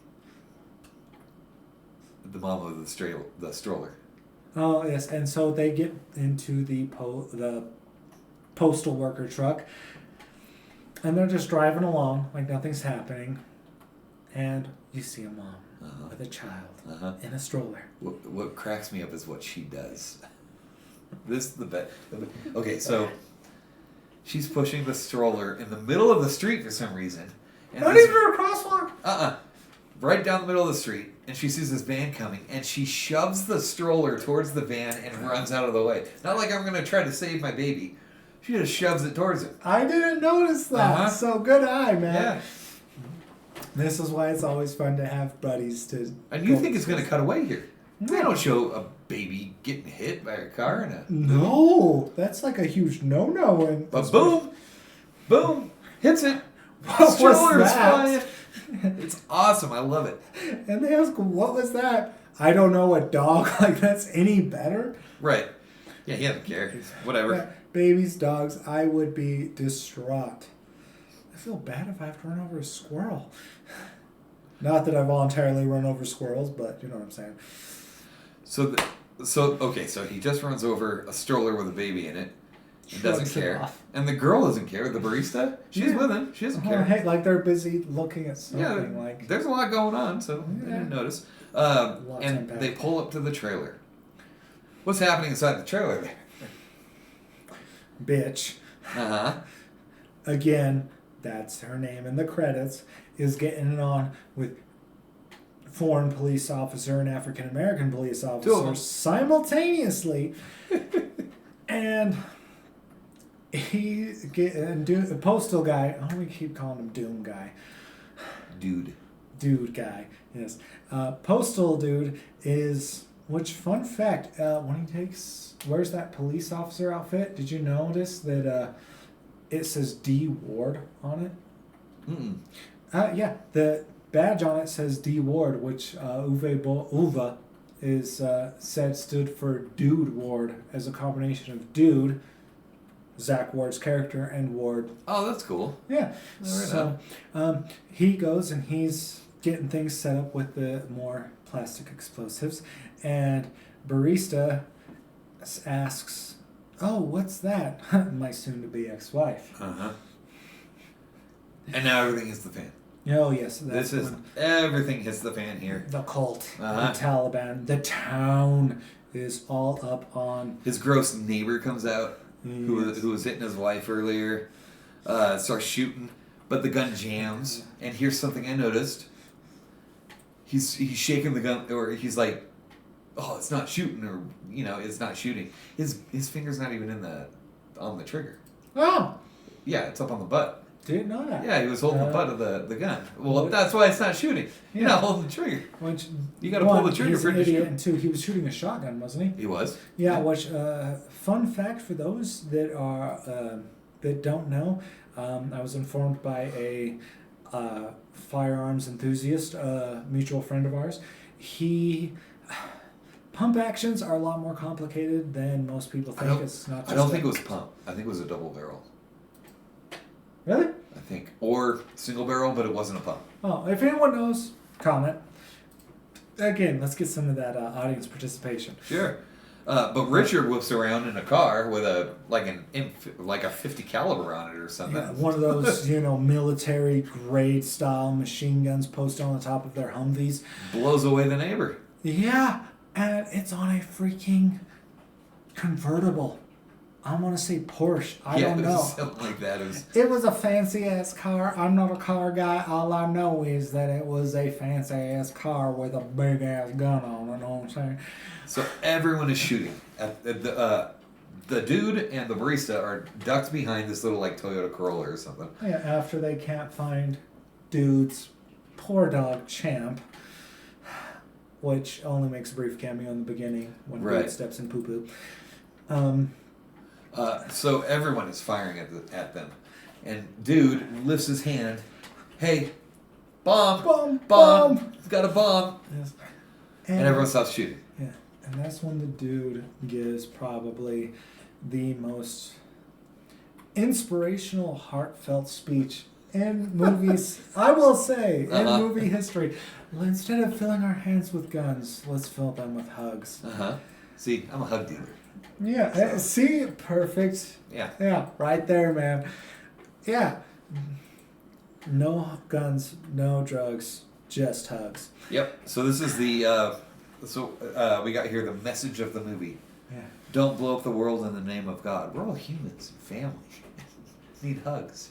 Yeah, part of the one race. Like, human race. This is a joke, 100%. Oh, yeah. It's got to be a joke. It is, but at the same time, I mean, that is some, joking or not, that's some inspirational shit. I guess, yeah. I mean, like, hey, the dude is trying to stop the violence, which part of the Postal games is like, hey, you don't have to be a violent asshole. You can just do your thing. Like, be a human. But Richard pops in, and he's like, but we all still hate the Jews. Right, what? Which, I'm sorry, I know and that the was probably Taliban's not like, to say. well, yeah, okay. But it's like, and dude steps in, it's like, no, let's not do that. Let's not unify but our everyone message agreed. of hate. That's what was weird. Yeah, which is sad.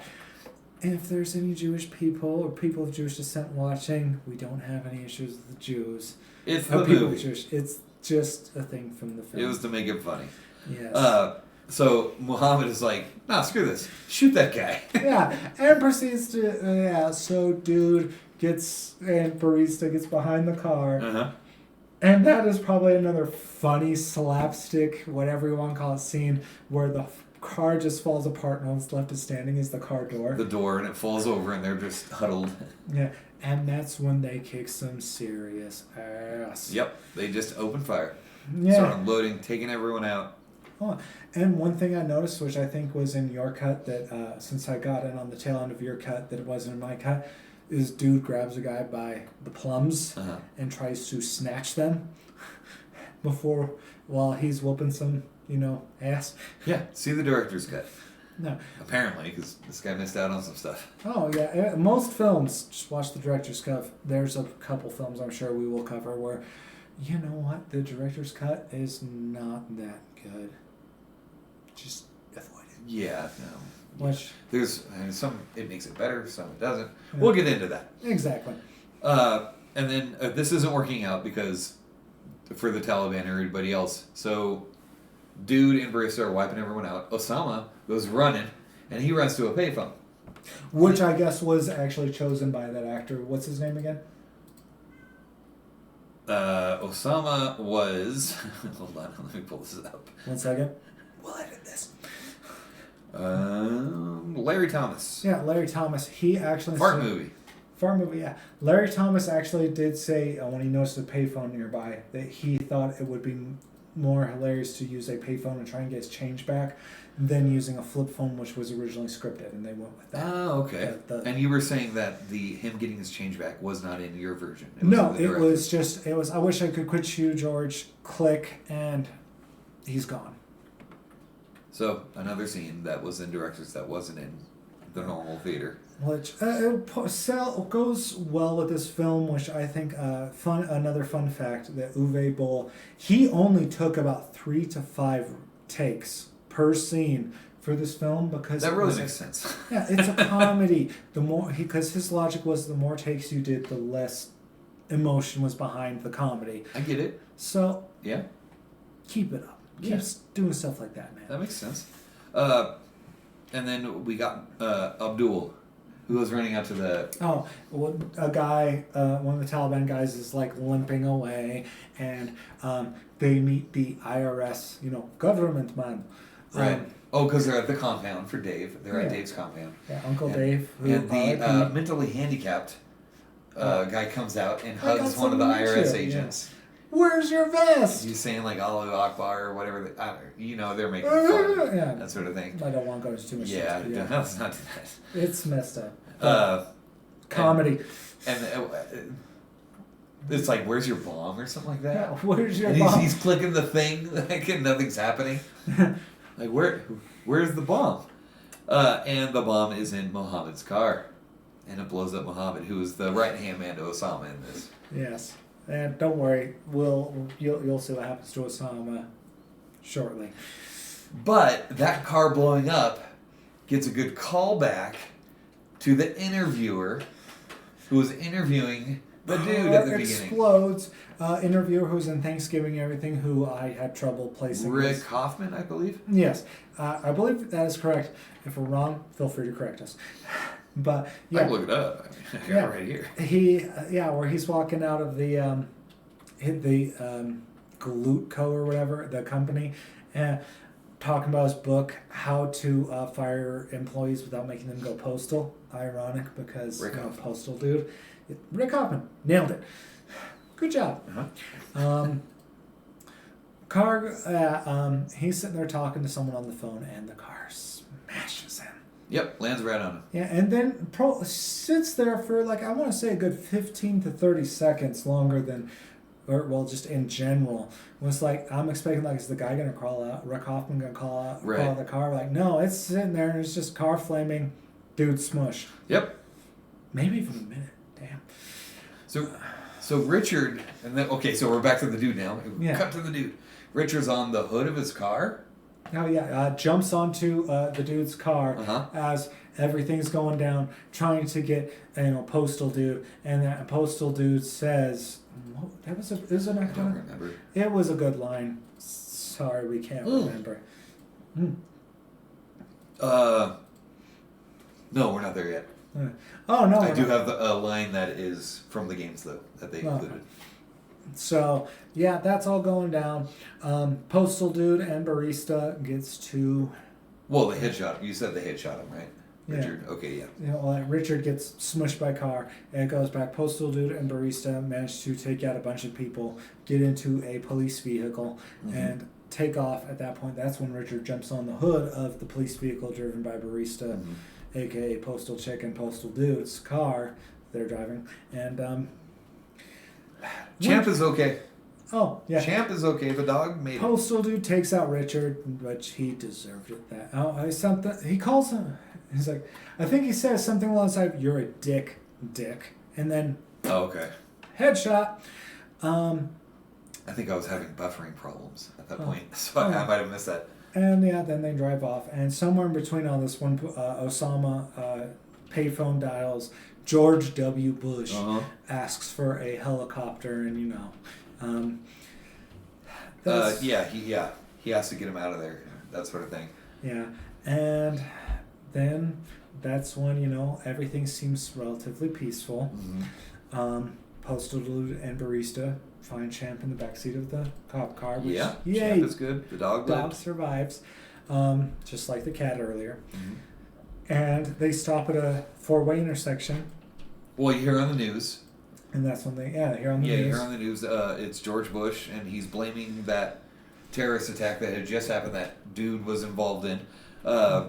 He's blaming the attack on India and China, and that he had sent nukes to blow both of those countries up. But they replied with 30 nukes.